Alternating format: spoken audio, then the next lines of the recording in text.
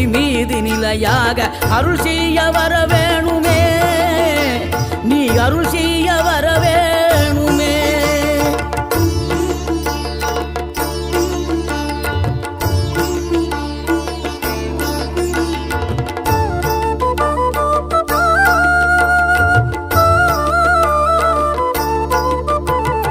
இகழ்தலையும் புகழ்தலையும் ஒரு முகமாய் கருதும்படி செவி உரைத்த முத்து குமரன், நீ வறுமையையும் வளமையையும் சமநிலையை உணரும்படி மதி கொடுத்த செல்வ குமரன்.